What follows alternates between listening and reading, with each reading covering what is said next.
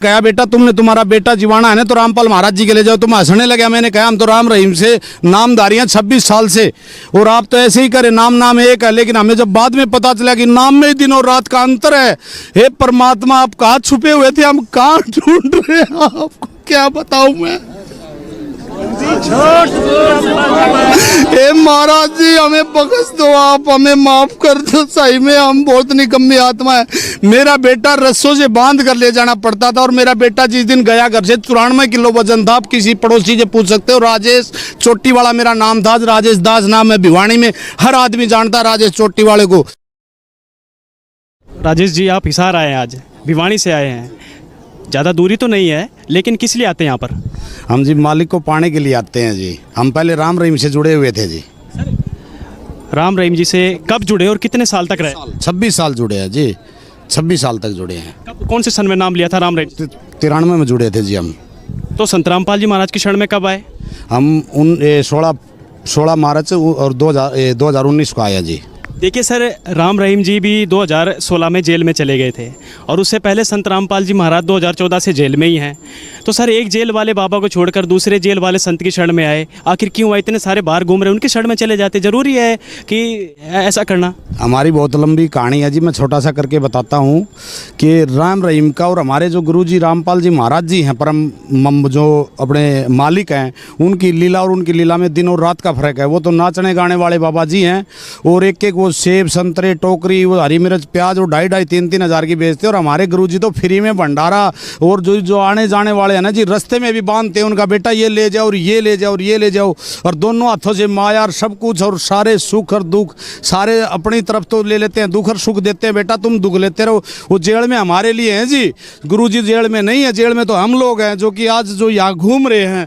और राम रहीम तो अपना मौज ले रहा था जी, गाने गाओ था, नाचा था, लुगाइया गल, कदे किसी हीरोइन ने लिया था, कदे किसी हीरोइन। हमारे गुरुजी तो साजबाज से भी दूर हैं। सर, राम रहीम जी के पास आपने कई साल बिताए हैं, तो सर उनकी शरण में जब थे तब आपको क्या लाभ मिले? कोई लाभ नहीं मिला जी। मेरा 24 साल का बेटा था जी, और उसको ऐसे भूत प्रेत की आत्माएं होगी जी। हमारे गांव में कोट गांव पड़ता है जी, हमारे साथ में, वहाँ छड़े में 28 दिन में पाया था जी। 13 सेक्टर चौक की में रिपोर्ट दे रखी है, SP का रिपोर्ट दे रखी है। भिवानी जाके पूछ सकते हो आप।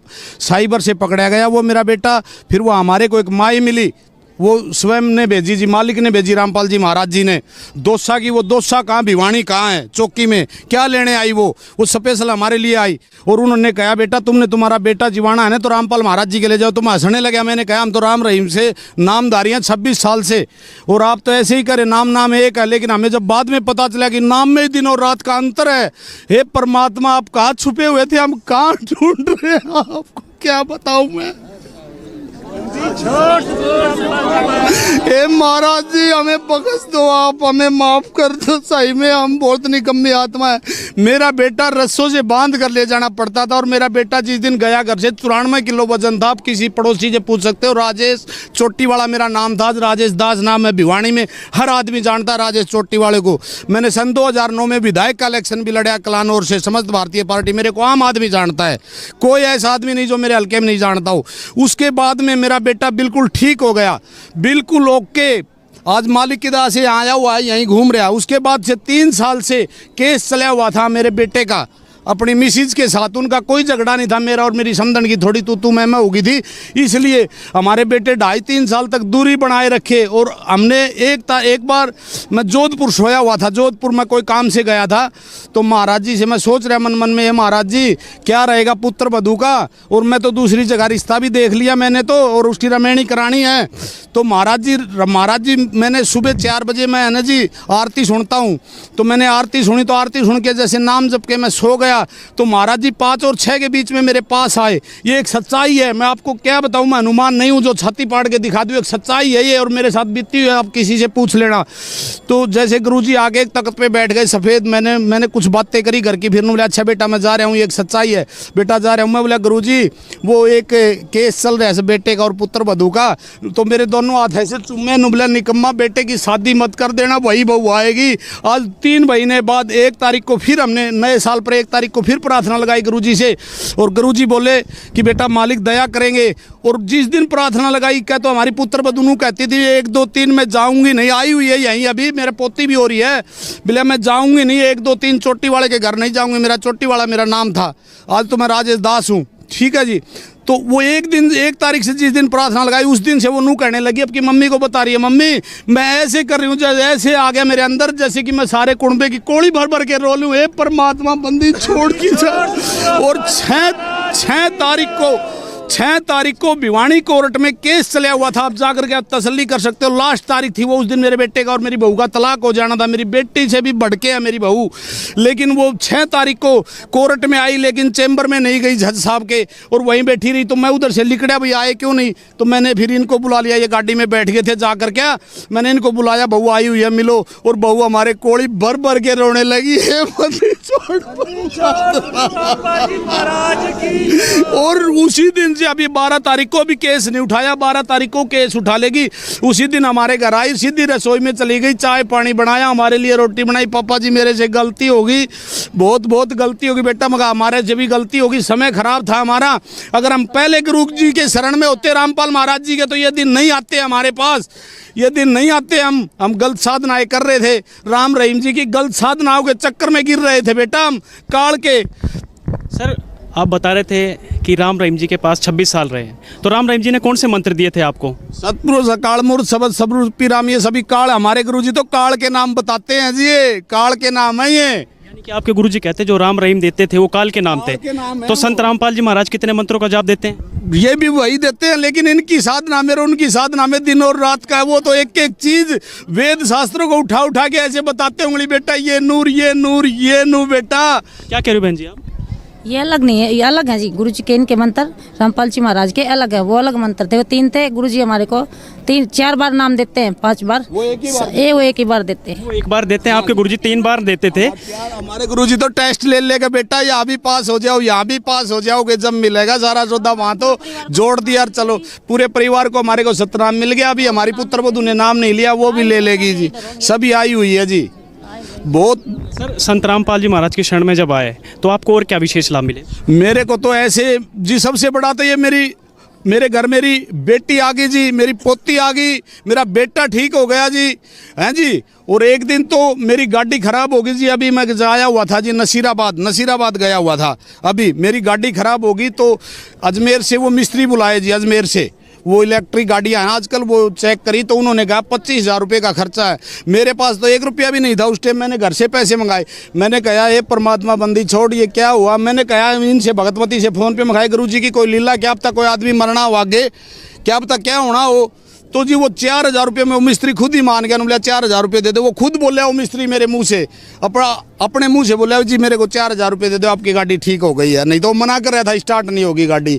क्या क्या लाभ बताऊँ। उसके बाद मेरी साड़ी ने नाम ले लिया जी, मेरी साड़ी चारों हाथ पैरों से चलती थी डांगरों की तरह, जाकर के पूछ सकते हो, आश्रम में भी आती है। अब वो लामणी करती है जी, बाजरे की गेहूँ की सारी चीज़ों की लामणी करी है जी उसने। देखिए आप और आपकी पत्नी दोनों आज यहाँ खड़े हैं हमारे कैमरे के सामने।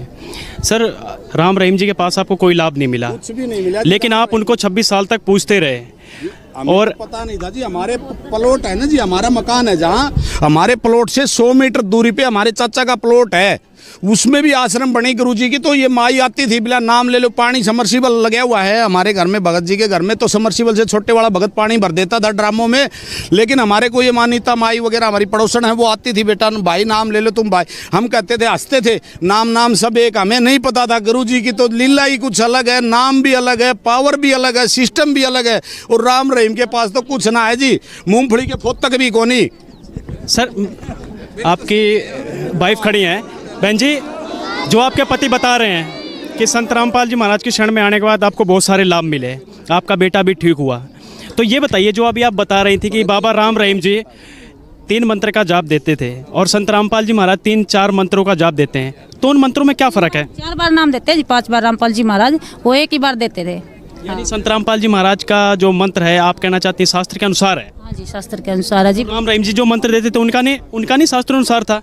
नहीं जी, बड़ा भाई था जी मेरे से छोटा, वो दिल्ली एयरपोर्ट पे है, तो उसकी भी पता नहीं जिसको क्या हो रहा था, एक्सीडेंट हो रहा था एक बार, तो ऐसे ऐसे नाड़ हिलती थी, उसको ड्यूटी से निकाल देते थे। अब उसने हमारे बाद उनने नाम ले लिया, वो बिल्कुल ठीक है परमात्मा। बहन जी, हम आपसे ये पूछना चाहते हैं कि संत रामपाल जी महाराज कोई नाच गाना करवाते हैं, जैसे कि ये आपके पति जी बता रहे थे कि राम रहीम जी नाचते थे, गाते थे। नाचने गाने में क्या बुराई है जो संत रामपाल जी महाराज छुड़वाते हैं? बुराई है जी, बुराई है जी। वे तो है नहीं तो इतने दिन से नाम ले रखा था तो फायदा होता, खूब फायदा होता, कुछ भी नहीं।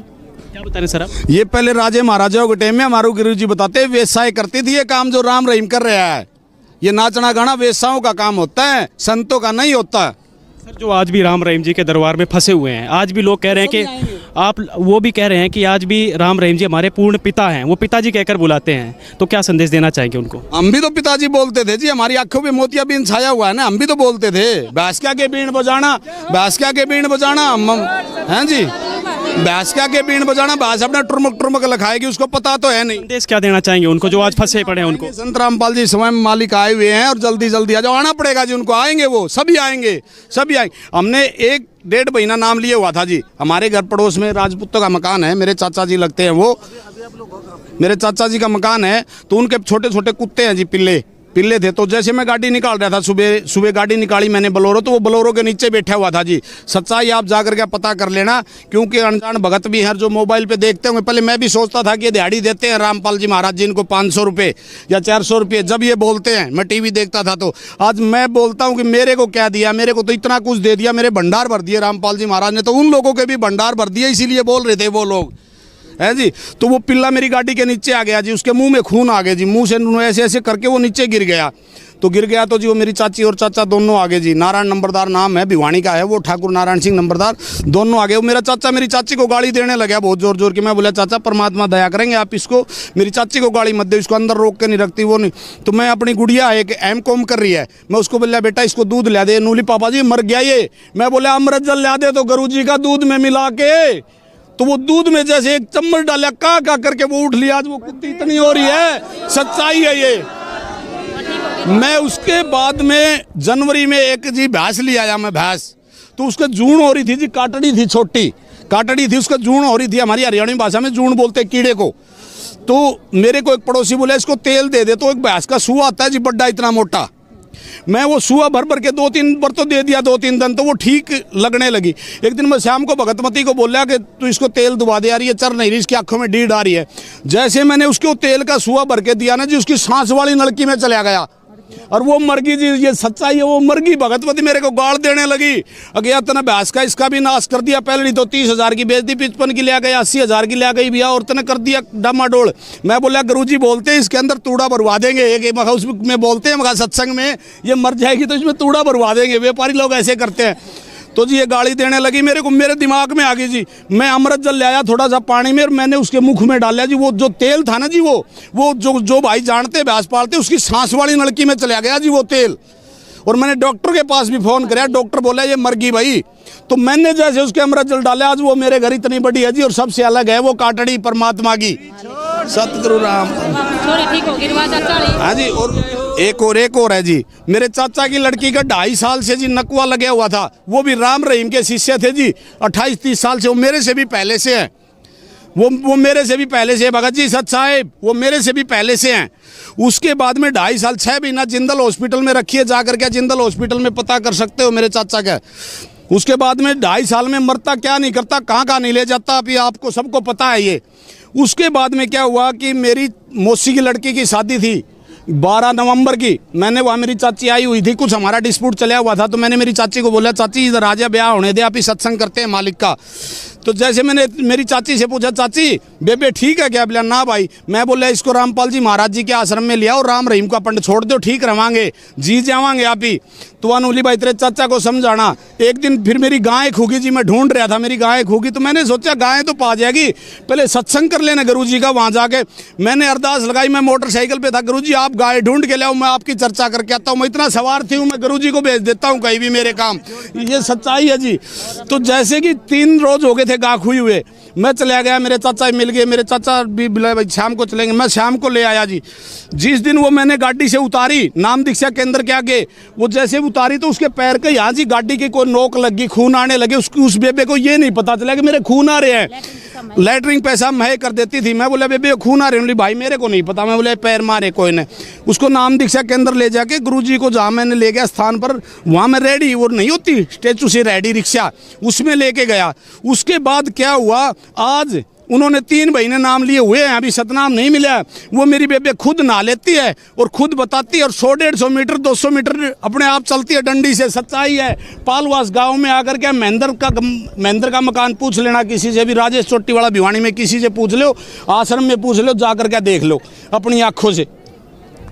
सर बहुत लोग आज फंसे हैं अन्य संतों के पास, तो सर क्या कहना चाहेंगे उनको जो आज भी दुखिया थे, बहुत भी दुखी हैं आपकी तरह, जिस तरह आप दुखिया थे, तो क्या संदेश देना चाहेंगे उन लोगों को आप? मैं तो क्या संदेश दूंगा जी, परमात्मा का एक बहुत छोटा सा दास हूँ जी। मैं तो ये कहता हूँ नकली संतों को छोड़ दो, स्वयं परमात्मा आए हुए हैं।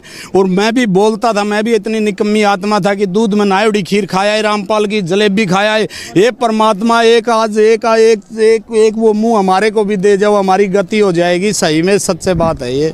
बहुत बहुत धन्यवाद। हाँ जी, सच आए बंदी छोड़।